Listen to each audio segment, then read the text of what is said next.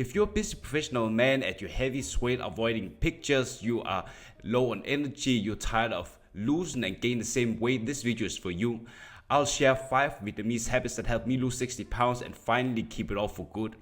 If you have not subscribed to my YouTube channel yet, make sure you hit the subscribe button because I'm making a new video about weight loss advice for men every single week. I use these strategies to lose 60 pounds in 8 months. I kept it off for 13 years and after helped dozens of men just like you lose up to 60 pounds and finally escape the yo-yo dieting cycle. And if you're tired of constantly losing and gain the same weight, I want to help you get to your healthy self without giving up the foods that you love. As someone who is from Vietnam, I can tell you the first habit is that the way Vietnamese people are eating is way different compared to people in the US and Europe.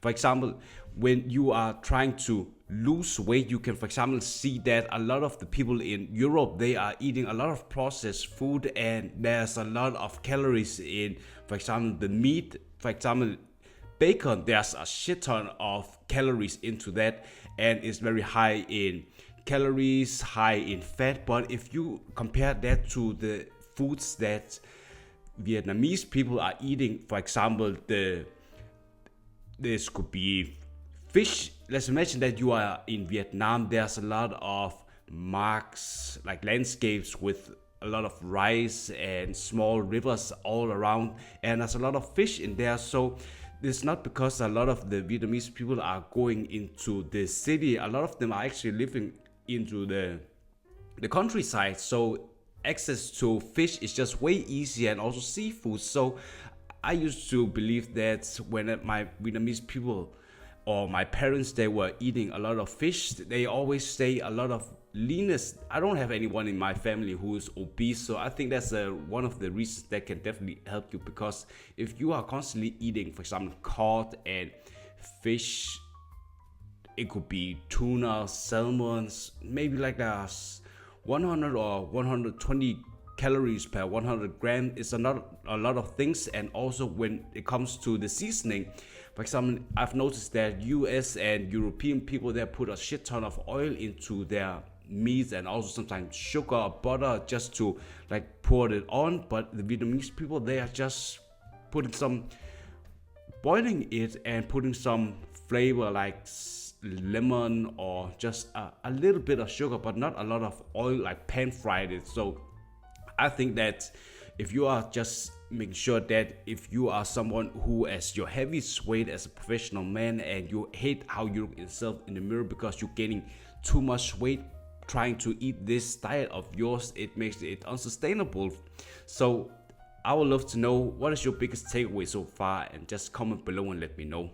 Also, no matter how many calories you're eating, either when it comes from a Vietnamese diet or it could be from a US or European diet, it's always about being a calorie deficit, because a calorie deficit is something that you need to sustain over a long period of time in order to lose weight all around your body. And how to specifically lose the 60 pounds like I did, it was more a combination of having a diet that was working for me with following this diet of having 45% of daily calories come from high quality protein sources, 40% of daily calories come from carbs to sustain my energy levels throughout the day. For example, when I was, Vietnamese growing up, I remember that a lot of the foods that I was getting, despite talking about the meat, there's also the carbs.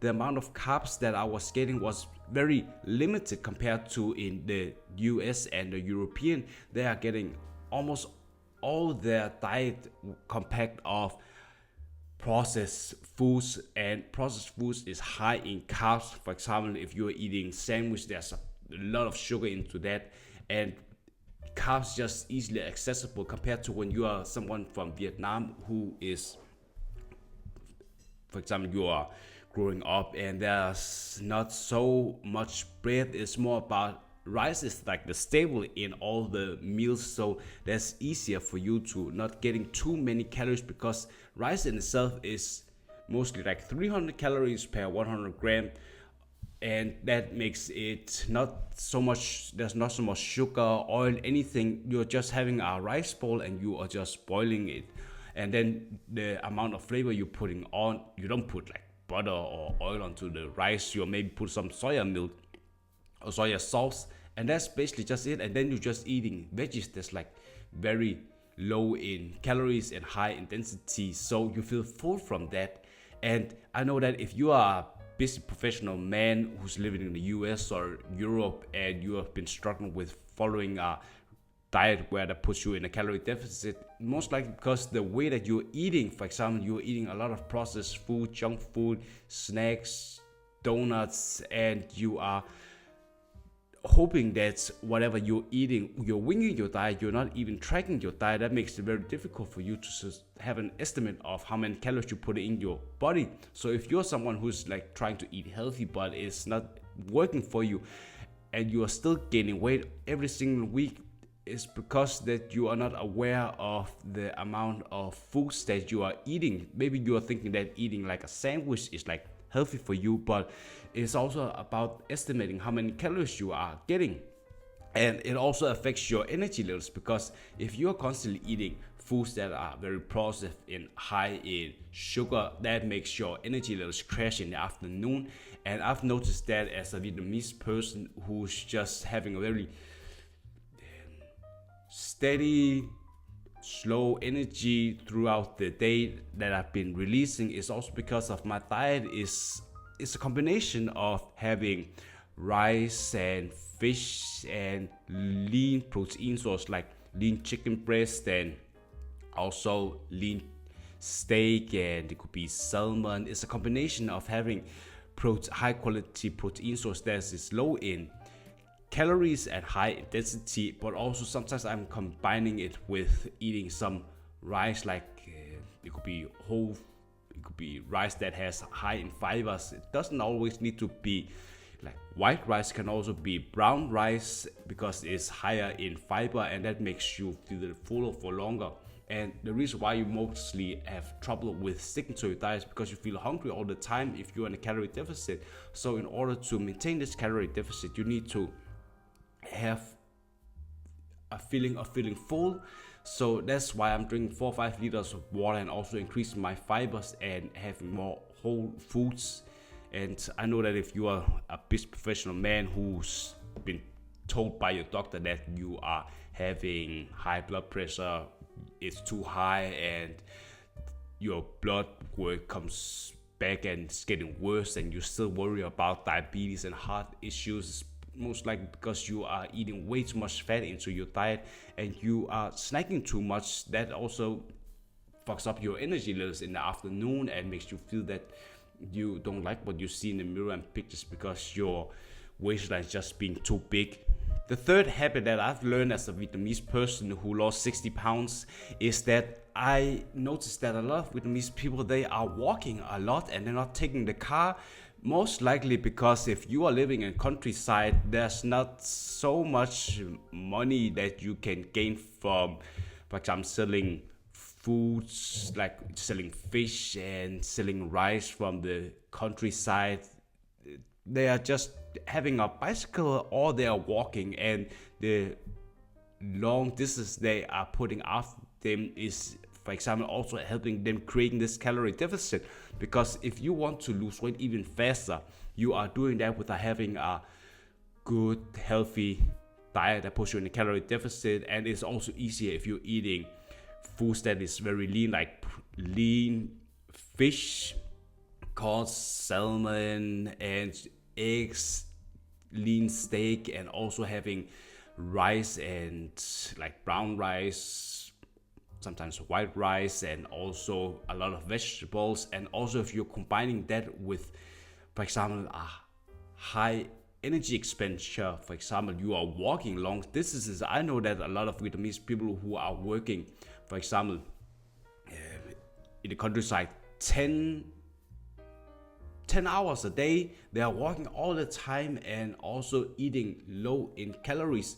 That is a combination that makes you realize that they are losing a shit ton of weight, but their muscles are very defined because they are building a lot of muscles through getting a lot of protein from their diet. So in order to have a lean, toned, muscular body, it's always about being able to have a high protein diet. And that's what I've learned with getting 45% of my daily calories come from protein, and then having expanding my calories even more. So for example, if you want to lose 2 pounds a week, it's about creating a calorie deficit that is like 500 calories, for example, through your diet, and then 500 calories burning through, for example, cardio. You're walking a lot, and maybe you're taking the bicycles, and that's every single day you're doing that for 1 week. You're losing 2 pounds, and eventually you just lose all the weight. But as someone who is a Vietnamese person, I've always remembered that it's better to just walk and covering a lot of distance in regards to just always taking the car. And the car is a good vehicle, but if you want to maximize your energy and also your time throughout the day, you are getting a lot of efforts by walking. And I see too many these US people and European people, they are always just taking the car, and they are just wondering a lot, why am I so fat? So if you are having like the reverse type of having a high calorie diet and you barely moving, you are going to the office and you're working, and the only distance that you are taking is that you are walking to front and to the back to your office, and you are sitting down like 10 hours a day, that is easy for you to just gaining a lot of weight. And especially if you are in the afternoon eating more snacks and you're drinking a lot of beverages with a lot of sodas and black coffee with a lot of milk, that's easier for you to just gain a lot of weight, and that makes you also affecting your, for example, work performance, because you are having no energy for your work and you're feeling tired and you need to have some snacks. Then your energy is just crashing and you're feeling so tired after work. You're coming back at home and you feel so much stress because you're not being able to regulate your, for example, your stress levels. I always believe that if you are eating a whole food diet and you are getting a lot of high protein and also slow digestible carbs in your diet, you are having for example, a good stable energy levels, and you also have energy for after work, so you're not crashing down on the sofa. You are also not regaining the weight by binge eating. You are just going to the gym and you have still energy left to follow your diet. In order to have a stable diet and following it, you also need to have your mental focus, because if you are too tired, sometimes you are also having a lot of stress. Your cortisol levels is just rising, and that makes you having a more difficult time to lose weight, because if cortisol levels are increasing, you are having more trouble with releasing the fat and burning the fat. So that's why Vietnamese people, they're just very calm, and it's just easier to them not to feel so stressed, because they don't having like this work culture where you need to like work 12 hours, like high level stress work. The fourth Vietnamese habit is that they are living a very simple, stress-free life. I see that a lot of the Vietnamese people that have been living in the countryside, they are having a day where they are just taking day by day slowly, and they don't have a fast-paced work culture where you need to work your ass off in order to get all the promotions, and that burns you out.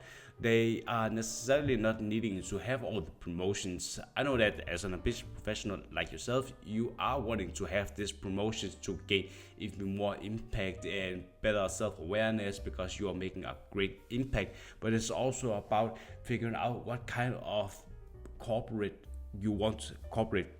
company that you want to be a part of, because if it's like high pace, it's difficult for you to maintain your calmness, because Vietnamese people, they have this habit of just being very slow in the way of living, and that is also reflected in the kind of work they are doing. If you're working in the rice market all day, then you are feeling like a peace of mind, because even though there's a lot of work, you're just taking slow by day and you don't have someone who's rushing you. Most likely, if you're on the rice market, you are just chilling and you're just having fun while doing it, and you are also wanting to have some time where you're just sitting down, and the kind of foods that you are eating is sometimes just not so highly processed. For example, the snacks that I've seen my parents and myself eating is not highly processed, like donuts. There's a shit ton of calories in donuts and other snacks, muffins as well. The Vietnamese people, they are just eating fruits most of the time. For example,